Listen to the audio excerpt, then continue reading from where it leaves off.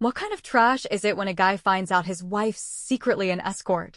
It all started in Tulsa, Oklahoma, a city where the asphalt cracked under the sun and life smelled of gasoline and cheap burgers. Travis Jenkins, a 38-year-old truck driver with a beer gut and a live free or die tattoo on his shoulder, lived in a beat-up house with peeling paint alongside his wife, Melanie, a brunette with lips pumped up like she'd swallowed 2 rubber balls. Travis hauled chicken carcasses across half the country, coming home once a week with a case of Budweiser and a pack of Marlboro. Melanie claimed she made money online on Etsy, selling beaded bracelets and lavender-scented candles. Travis didn't dig deeper. After all, there was always steak with barbecue sauce on the table, a Dodge Ram in the garage, and her Victoria's Secret perfume in the bedroom that made his head spin. But lately, something felt off. Melanie started disappearing at night, coming back at 5 a.m. in glittery dresses and heels that cost more than his monthly paycheck. Meeting with clients, they want candles for a wedding, she'd mumble, hiding her phone. Travis nodded, though his gut itched. One time, he noticed her work laptop, a shiny $2,000 MacBook Pro, was always password-locked, and her purse held stacks of cash wrapped in hair ties. "It's from the beads," she'd say, and he believed her. Well, almost. It all went to hell one Friday night when Travis got back from a haul early. His rig broke down on I-44 after some idiot mechanic left a rag in the engine, seizing it up. Travis called a tow truck, spat on the roadside, and hitched a ride home in a truck hauling pig ears for dog food. He walked into his house, and what he saw was like a nightmare shot by a drunk porn director. Melanie stood there in a neon pink latex bodysuit that hugged her like a second skin, whip in hand. On his knees in front of her was a fat guy in a horse mask with a mouth hole, slurping Captain Morgan rum straight from the bottle. The floor was littered with dildos the size of baseball bats, an empty pickle jar, sticky for some reason, crushed Taco Bell tacos, and used condoms scattered like confetti after a party. In the corner lay a fake tail with an anal plug, and the Bluetooth speaker blared Sweet Home Alabama full blast, crackling like it'd been stomped on. Travis froze, his jaw dropping, beer spilling from the can in his hand onto his sneakers. Melanie turned, her eyes wide as headlights. "What the hell are you doing here? You're supposed to be on the road till tomorrow." The horse guy grunted, tried to stand, but tangled in the sex swings cord hanging from the ceiling and face planted into a bowl of ketchup, smearing it across the carpet like a crime scene.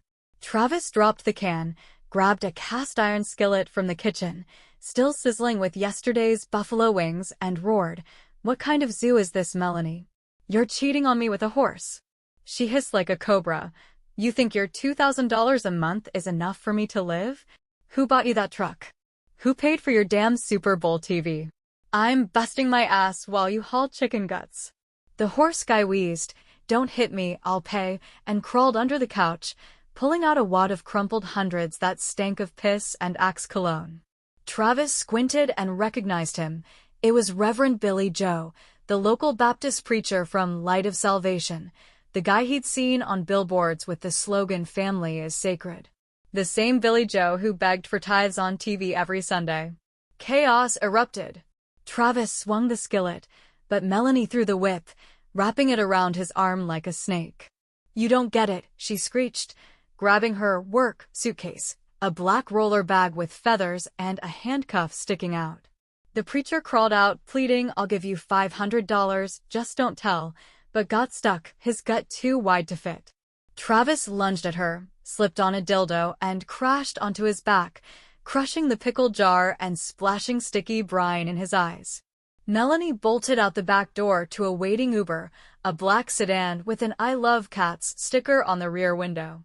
Travis, cursing loud enough to wake the neighborhood dogs, stumbled after her, but the car peeled out, leaving dust and burned rubber. The preacher tried climbing out the window, got stuck in the frame, his ass too fat, and wailed, "The Lord will forgive me." Travis yanked him back by the legs. The skillet clattered to the floor, and the horse mask flew off, revealing Billy Joe's sweaty, terrified face. "I didn't know she was your wife, brother," he whimpered, tossing cash at Travis. The bills fluttered down, mixing with feathers and ketchup. Travis spat in his face, grabbed his granddad's old Remington shotgun from Nam, and growled, "You hypocritical bastard, you'll see hell now." But Billy Joe was slicker than he looked.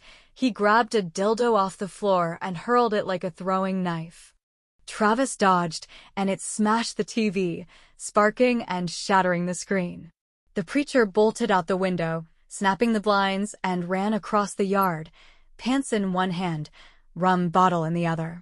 The neighbor's pitbull, Satan, spotted him and gave chase, barking like he'd been fed pure meth. Travis stood amid the wreckage, breathing hard. The house reeked of rum, ketchup, and betrayal. On the floor lay the horse mask, Melanie's latex bodysuit, a torn leopard print thong, and a note he hadn't noticed before. Thursday, 11 p.m., Rusty Spur Motel, VIP client, $500 plus fetish bonus. Don't forget the clown mask. His teeth ground so hard he felt a filling crack. "You don't know what Travis Jenkins is capable of, bitch," he muttered, snatching the car keys and Melanie's abandoned suitcase. Inside were handcuffs, strawberry lube, a nurse costume, and a pack of XXL, for real stallions, condoms. He tossed it in the truck bed, added a case of beer and a bag of salted peanuts, and peeled out for the Rusty Spur Motel, a dump where $20 got you a room with fleas and $50 got you company who didn't ask your name. Part 2. Revenge on the Road. Travis sat in the dirty dog bar, drowning his busted marriage in whiskey, replaying Melanie in her latex bodysuit fleeing through a manure-covered field. Lenny Wolfe, the bartender with braids and a face carved from cedar, poured shot after shot, muttering about ancestral spirits and the curse of white women.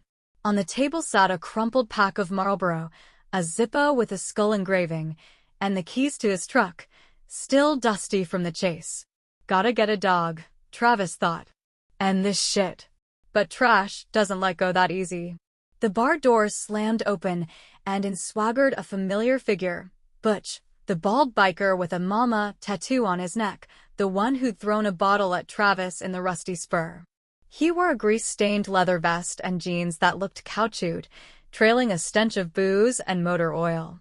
Butch slapped a wad of crumpled bills on the counter and rasped, "2 tequilas, now." Then he spotted Travis glaring at him and grinned, flashing a gold tooth and a missing one. "You're that shotgun guy, huh?" Butch snarled, spitting on the floor. Travis stood slowly, flicking the Zippo like it was a grenade. "And you're the asshole who banged my wife in room 13, he shot back. Lenny raised a hand. "No fights, boys, or I call the sheriff." Too late, Butch lunged, knocking over a stool and socked Travis in the jaw. Travis flew into the wall, crushing his cigarettes, but grabbed a Jack Daniels bottle off the table and smashed it over Butch's head. Glass shattered, whiskey splashed, and Butch howled, clutching his forehead where a red welt bloomed. The brawl didn't last long. Lenny pulled a baseball bat from under the counter and whacked both their backs, barking, "Out of my bar, freaks." They tumbled outside, where Tulsa's evening air smelled of trash and a distant storm. Butch, rubbing his head, wheezed, "Look, man, I didn't know she was yours. She said she was free and invited us to a special party in Vegas.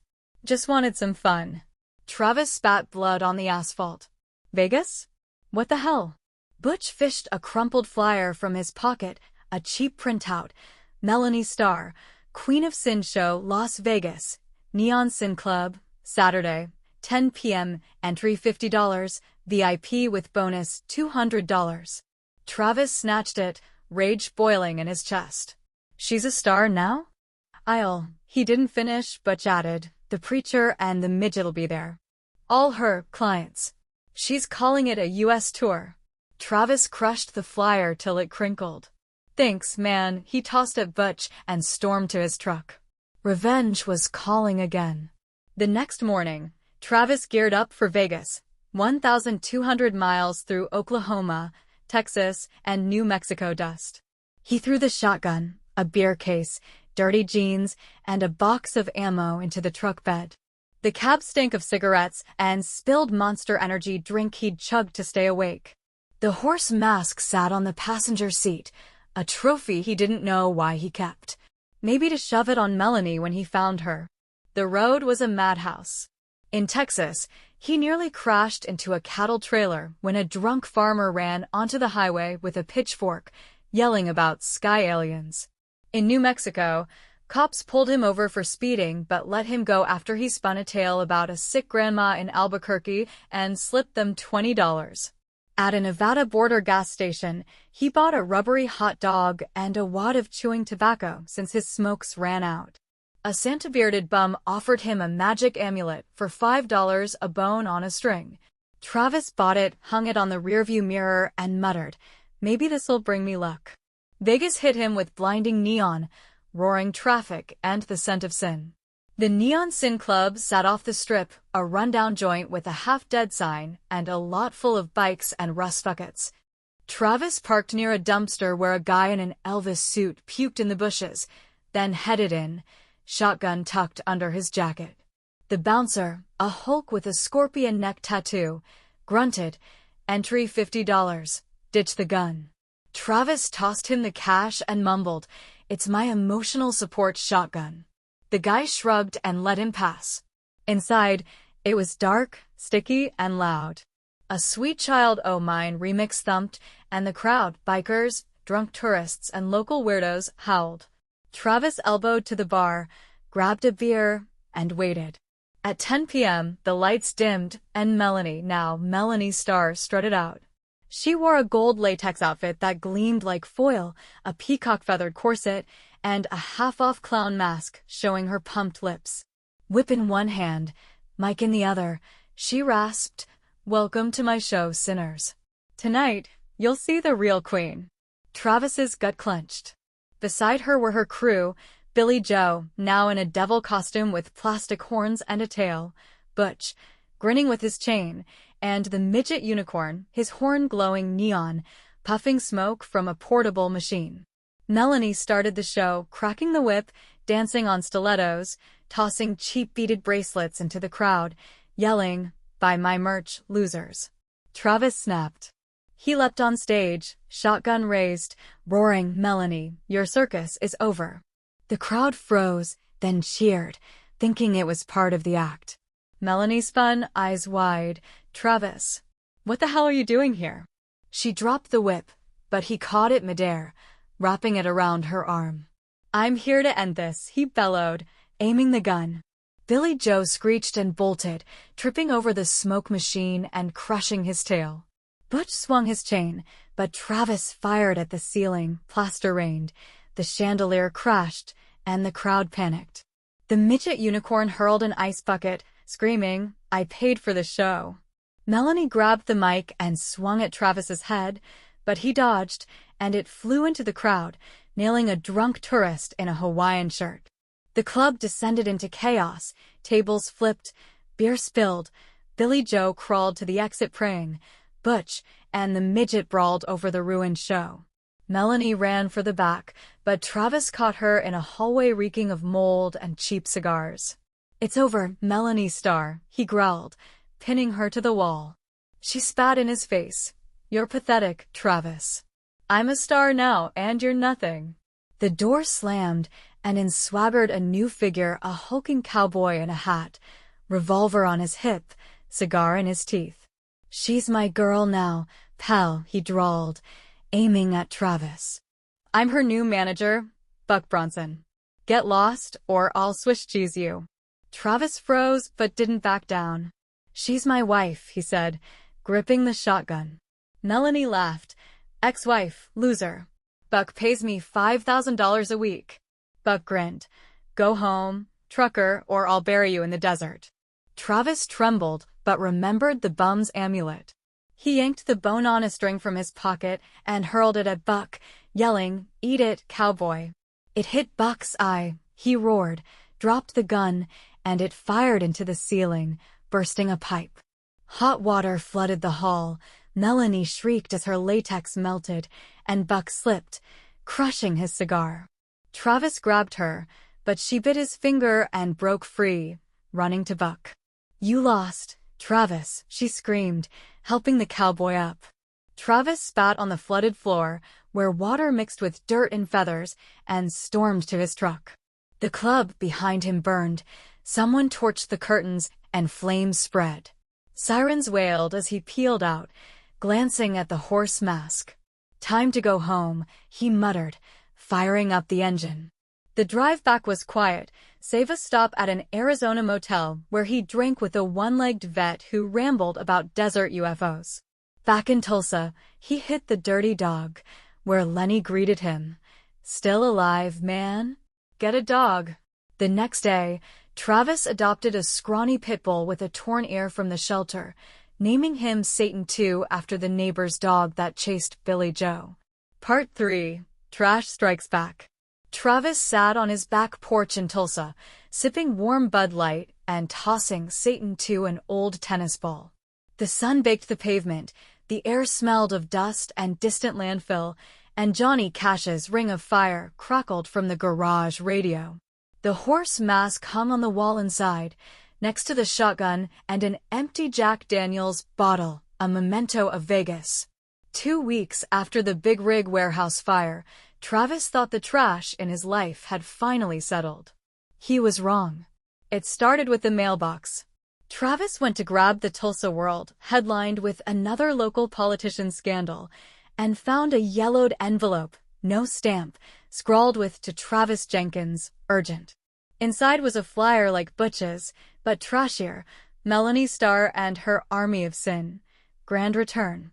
Tulsa, Big Rig Warehouse, Saturday, 11 p.m., entry $30, VIP with surprise $100. Come if you dare. On the back, Melanie in a spiked latex outfit with a whip, flanked by a pig-masked guy and the unicorn midget, his horn now studded with LEDs. Travis's stomach twisted like he'd eaten a gas station hot dog past its date. "She's coming back to Tulsa? My town? To the warehouse where I used to work," he muttered, tossing the flyer to Satan II, who chewed it and spat it out, barking like a warning. "Don't go, man." But Travis was set. This was a challenge. Melanie had thrown down a sticky, latex stinking gauntlet, and he couldn't back off. With 3 days till Saturday, Travis prepped like it was a war zone raid. He cleaned the shotgun, checked the ammo, half rusted, but good enough for trash. In the garage, he dug out a $5 yard sale baseball bat and taped it up so it wouldn't split. From the closet came his battle gear, a creaking leather jacket and scuffed cowboy boots. He loaded the truck bed with a shotgun, bat, beer case, peanuts, and the bum's amulet, now his lucky charm. He hit the Dirty Dog for intel. Lenny, wiping the counter with a sour rag, eyed the flyer and shook his head. "Bad news, man. Big Rig's not just a spot, it's where the sons of the desert biker gang hangs. Word is Melanie's cooking something big with them, shows, drugs, a casino, who knows." Travis ordered a Jack Daniels shot and asked, "That mama tattoo biker one of them?" Lenny nodded. "Butch, their sergeant. Nasty guy, loves fights and sniffing shit." Travis downed the shot, fire spreading inside. "So Melanie's got an army, preacher, midget, bikers, and that cowboy Buck. Let 'em try." He went home, patted Satan II, and said, "You're with me, bro. We'll show 'em." The pitbull barked and licked his hand, signing on. Saturday night, Travis parked a block from Big Rig, a rusty metal shell by the train tracks. Storm clouds rumbled, lightning slashed the dark, and the air smelled of rain and gas. Motorcycles roared out front, dozens of sons of the desert bikers in leather vests chugging beer and smoking joints. A homemade sign flickered, "Melanie Starr, Queen of Sin." Travis grabbed the shotgun and bat, tucked the amulet in his pocket, and tied Satan II to the truck with a short leash. "Stay here, bro, but bark if shit hits." He snuck to the back door, dodging tire piles and busted crates from his old hauling days. Inside, a Born to Be Wild remix thumped, and 100 drunk freaks roared. A plywood stage glowed red in the center, and there was Melanie. Her new outfit was peak trash, red spiked latex, devil horns, and a feathered tail dragging across the stage. She cracked her whip, yelling into the mic, "Tulsa, welcome your queen. Tonight, we burn this town to hell." Her generals flanked her, Billy Joe in a devil suit with a plastic trident and rum bottle, Butch with his chain, grinning, the unicorn midget with a telescopic horn puffing smoke, and Buck Bronson, cowboy hat and slime-spitting revolver, tossing fake "Sin is cool" dollars into the crowd. Behind them, sons of the desert bikers gripped bats and Molotov cocktails. Travis realized this wasn't just a show. Melanie had a plan to turn Tulsa into her trash apocalypse. He pushed closer, shotgun under his jacket, when Melanie spotted him. Her eyes narrowed, she dropped the whip and screamed into the mic, "Oh, look, my loser ex. Travis, here to watch me rule the world." The crowd roared with laughter, and Butch sneered, "I'll crush him like a flea." Travis didn't wait. He leapt on stage, fired the shotgun into the air, plaster rained. A spotlight exploded in sparks. "This is your end, Melanie," he bellowed, aiming. Butch charged with his chain, wrapping it around Travis's arm. Travis twisted free, swung the bat into Butch's knee. Butch howled and fell, crushing a beer crate. Billy Joe hurled his trident, missed, and it stuck in the wall like a B-movie prop. The midget unicorn cranked the smoke machine, fogging the stage, and lunged, yelling, "I'll choke you, trucker." Travis dodged, grabbed his horn, and tossed him into the crowd. He landed on a biker, spilling his beer. Buck fired his revolver, hitting a gas barrel behind the stage. A fireball erupted, igniting the set and Melanie's tail. She shrieked, shedding burning feathers, and the crowd bolted for the exits. The sons of the desert lobbed Molotovs, turning the warehouse into a blazing mess. Melanie swung her whip at Travis, but he caught it and yanked her down. "You're done, Mel," he growled, pinning her. Buck grabbed him by the neck and threw him across the stage. Travis crashed into crates, shattering rum bottles, his body creaking. Buck aimed. "Lights out, pal." But Satan II's bark rang out. He chewed through the leash, burst in, and sank his teeth into Buck's boot.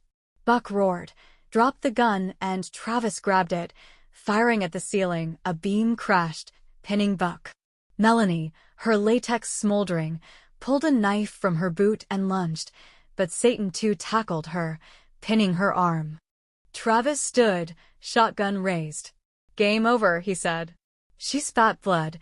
"You're pathetic, Travis." "I'll be back." Sirens wailed, and Travis knew it was time to split. He grabbed Satan II and bolted to the truck, leaving the burning warehouse and Melanie's screams, "I'll get you, loser." In the rearview, he saw Buck crawl from under the beam as bikers doused each other with beer. Part 4. Trash Goes Cosmic. Travis sat on his porch, sipping Bud Light and tossing Satan II expired sausage chunks he'd found behind the beer cans. The pitbull chomped eagerly as Travis eyed the sky. Storm clouds had given way to weird green flashes, like a cosmic rave. Inside, the horse mask hung beside the shotgun and unicorn horn, a scrap of Melanie's burnt latex stinking of rubber. 2 weeks post-warehouse fire, Travis figured the trash was done. Nope. It kicked off with the TV. Travis flipped on his old set, barely catching a signal for an Oklahoma Sooners rerun, but static snowed the screen. Then Melanie's face appeared.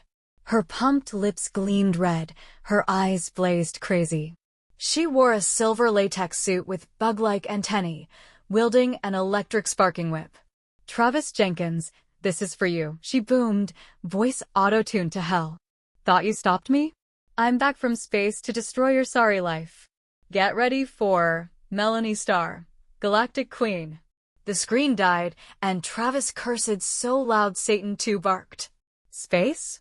She's lost it," he muttered, but a green light flooded the yard, and a metal sphere the size of a tractor crashed down, rusty and blinking. Out climbed Melanie, not alone. Her new crew, Billy Joe in an alien suit with foil eyes and a dollar store blaster, Butch, chain swapped for a laser whip, the unicorn midget with a telescopic confetti-shooting horn, and Buck, his revolver now oozing green slime. Behind them loomed a giant robot, cobbled from tractor parts and sex machines, with a pig head and galactic fuckatron scrawled on its chest. "Travis, you're done," Melanie shrieked, cracking her electro-whip, setting the grass ablaze blue. "I cut a deal with aliens in Nevada. They gave me tech to crush you and take Earth." Travis grabbed the shotgun and roared, "You snort glue in the desert?" The pigbot spewed pink bubbles smelling of strawberry lube, and Travis knew this was real. Melanie waved, and her army attacked. Billy Joe fired his blaster. A plastic pellet hit the porch, smashing a beer can. "You'll pay, hypocrite," Travis yelled. Butch swung his laser whip, but Satan too tackled him. Ripping his pants, Butch fell, cursing loud enough to spook the neighbors' chickens. The midget unicorn unleashed sticky, rotten fruit confetti, and Buck's slime hit Travis's jacket, melting it off his tattoo. Travis fired at the pigbot, bullets scratching its rust. It shot eye beams, torching an old tire, and stomped his failed tomato patch. Melanie cackled from the sphere, "You're pathetic, Travis. My alien overlords are coming to crown me Earth's empress." She snapped her fingers, and a UFO descended, a disc with Area 51 party bus on the side. 3 green dudes in latex jumpsuits hopped out, whips and tequila bottles in hand. Travis knew he was screwed, but remembered the amulet. He hurled the bone-on string at Melanie, yelling, "Eat it, space bitch." It smacked her forehead, the sphere hummed, and the UFO froze, flashing red. An alien squealed. She triggered the artifact. "It's an Alpha Centauri weapon." Melanie screamed, "What?" and the sphere exploded, scattering debris and pink bubbles. Melanie flew onto the roof, tangled in the antenna, her latex splitting to bare a glittery ass. Billy Joe landed in bushes, his blaster blowing up and singeing his brows, wailing, "God's forsaken me." Butch crashed into a dumpster, buried in old diapers. The midget unicorn hit Satan II's doghouse. The pitbull dragged him out by the horn, growling. Buck slammed into the truck, crushing the beer case, moaning, "My cigar." The pigbot, glitching, breakdanced, spewing parts and bubbles, then smashed into the shed and blew up, leaving rust and strawberry stink. The UFO hovered, aliens leaning out. "You ruined our plan, Earthling." One buzzed, clutching tequila. "That bone's a portal key. We're taking it and bailing." They beamed the amulet up and vanished, leaving a smoke message, "Hasta la vista, suckers." Travis stood in the chaos, shotgun in hand. Satan II barked at Melanie, dangling from the antenna, cursing like an alien blush inducer. "You won, Travis, but I'll be back from Mars," she yelled, but the antenna snapped, dropping her into a rain barrel, splashing everywhere. Travis spat and grabbed the last surviving beer from the truck. "Space, aliens, robots, fuck you all," he muttered, popping it open. The next day, his yard looked like a nuke hit a rave, sphere chunks, latex scraps, confetti, and bubbles everywhere.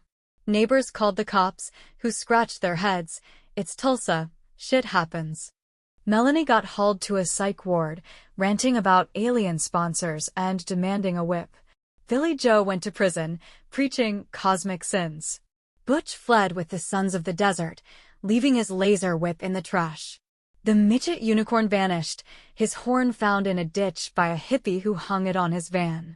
Buck limped back to Vegas, selling cosmic hot dogs that reeked of slime. Travis sat in the dirty dog, nursing bruises and pouring beer into Satan II's bowl. Lenny listened to his tale and nodded. "You won, man. But space ain't a joke. Get another dog." Travis grinned, patted Satan II, and eyed the sky. No more green flashes. The shotgun sat in the closet, the horse mask on the wall, a fresh Marlboro pack in his pocket.